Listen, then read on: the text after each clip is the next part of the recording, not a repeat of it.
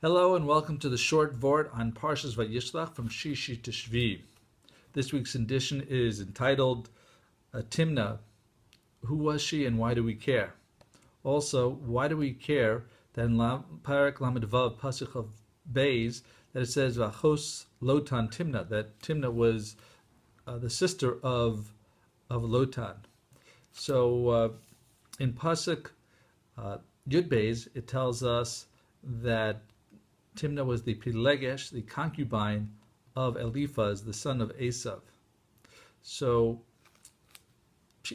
Timna was a princess, and the way we know that is because it tells us Achos Lotan Timna, and then Lotan is called an Aluf Lotan, and that's a reference to royalty. So that tells us he was a prince and that she was a princess.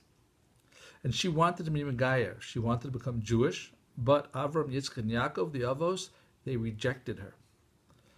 But she still wanted to be connected to the family, so she married Eliphaz as a Pilegesh, a part which is not a full Kedushin, and she thought that I'd rather be a Pilegesh or a maidservant in the family of the Avos.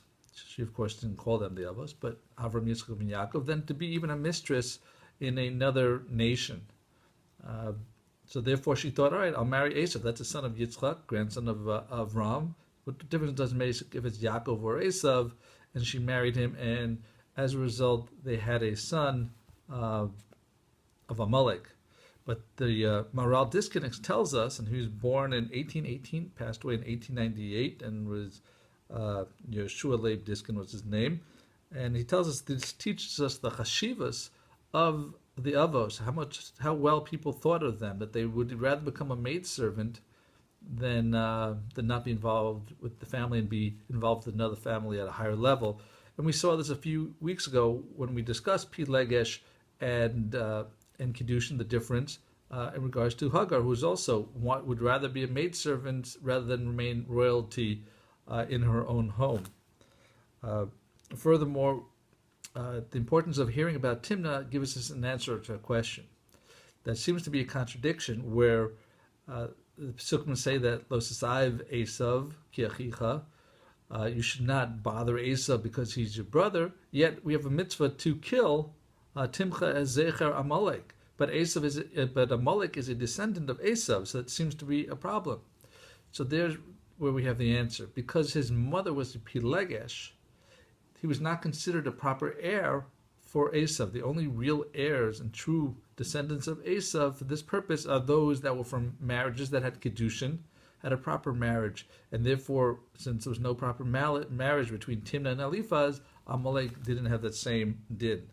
So finally, we can take a further lesson of this case where, that when you have to reject someone, you have to be very careful who you reject and how you do it. Because as a result of this rejection, she married Eliphaz, and Amalek, our arch enemy, descended from there. And so the reason why he was against us was most likely because the rejection that his mother felt.